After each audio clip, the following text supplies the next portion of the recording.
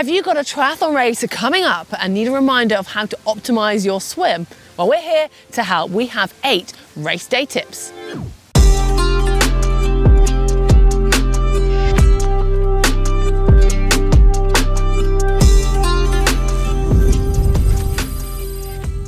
Well, we're going to jump straight into this one today and work through them in chronological order, starting with your kits. Now, I appreciate kit may not be the first thing that jumps to mind when we're talking about race day tips. We can actually make all the difference. Now, there isn't tons of kit that we actually need for the swim, but if it is going to be cold water that you're swimming in, you're going to need a wetsuit.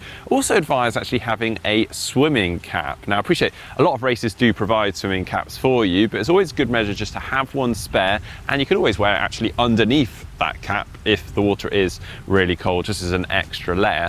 And then the big one, in my opinion, is your goggles. A lot of people don't really think about these this much, but they can actually completely ruin your race if you've got the incorrect pair. If they're old, they're foggy, dirty, you just won't be able to see, and that can destroy your day. Now, you also want to think about the color of these goggles. So if it's going to be low light conditions, you may want some clear goggles or something like a light blue or light yellow color to help enhance that light. Or if the sun is going to be bright, like it is right now, glaring off the surface of the water, you're probably going to want to go for something tinted just to make sure that you can see and sight as best as possible.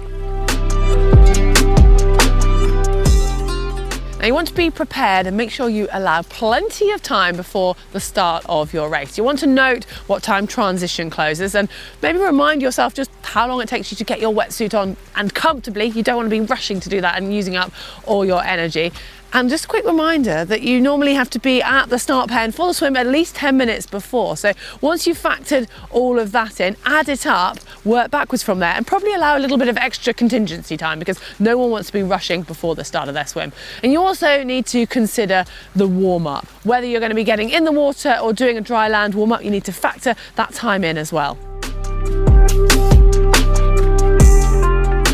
Well, for a deep water start, that means you're going to be starting in the water and in amongst many other swimmers, and considering your starting position is actually really important within that. Do you want to go for a position that's going to give you the most direct and fastest line to that first buoy, but probably means you're going to be jostling for your positioners, but because a lot of other people are going to want the same, obviously? Or do you want to go for a wider line that gives you a bit of freedom, a bit of space, and makes things just a little bit easier, or somewhere in between that? Also, for rolling starts, you also want to consider your position for that. I mean, you're going to be held in a holding pen prior to your start, and as the name suggests, you're going to go through a rolling fashion, but you want to make sure that you're surrounded by swimmers of a similar ability or even ever so slightly faster, so you can get a draft benefit off them. So it's key here to try and get there early, chat to some of those swimmers, and make sure that you are with the right people around you.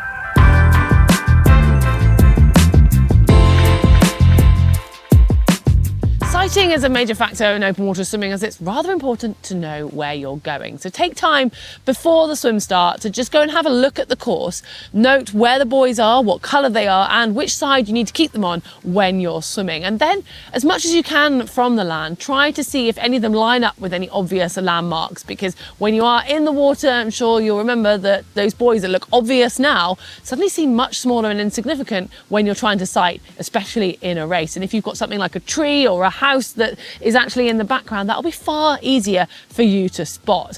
And also, when you get in, if it's a deep water start, for example, take that time just to orientate yourself. But beware that following others might seem the easy option if you are not right at the front of the swim, but don't believe that they necessarily know where they're going. It's worth just taking a moment early on in a swim to look up properly, maybe take a slightly longer sight, which might pause your stroke momentarily. But if you know exactly that you're on the right track, you can then make up more than that time when you can swim comfortably knowing you're going the right way.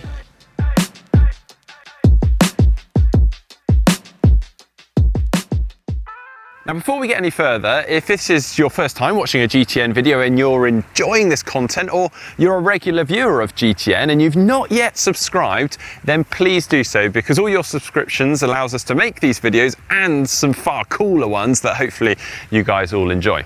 Anyway, on with the next tip, and this one is about rounding the buoys in the swim course. Now, this is actually similar to the starting position. You do want to think about your position heading into those buoys. Now, at the beginning of a race, swimmers won't have as much opportunity to spread out. So it can be a little chaotic heading into the buoys at the beginning of a race, and you want to think about your position.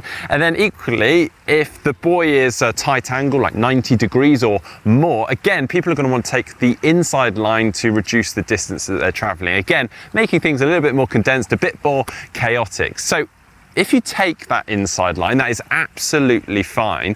However, you do want to be aware of what's going on around you, the other swimmers, because you can have a few flailing arms, knocks, and maybe even some punches from time to time. Not intentional, hopefully. Equally, if you want to take the wider line, that is absolutely fine. Just might end up traveling a little bit further. It may take longer, but actually in some cases can also be quicker. It may actually save you a little bit of energy versus those that are jostling for position on the inside line.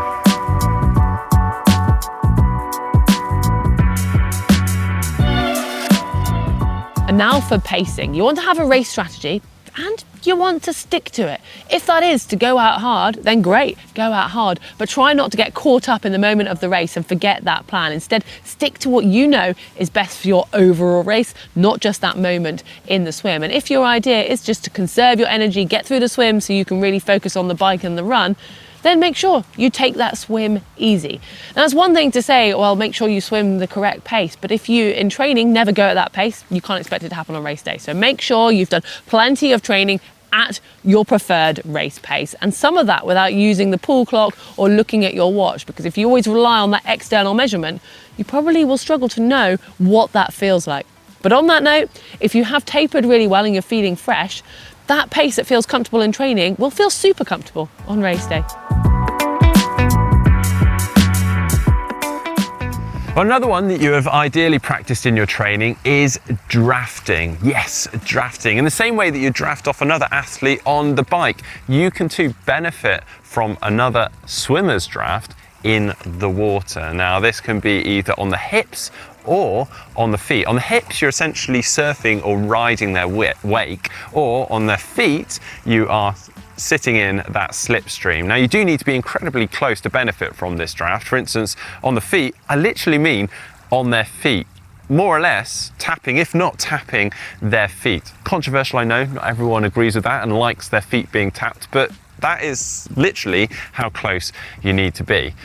So this means that you could draft off someone of a similar ability to you in the water, meaning that you're going to post a similar swim split to you ordinarily would, but conserving a ton of energy. Or even, and better in my opinion, you draft off someone who is slightly quicker than you, meaning you post a much faster swim split, but you are only costing yourself the same energy you ordinarily would if you were swimming solo. Now, if you are currently just swimming solo and you're letting people swim off around you, then this is something you need to sort out.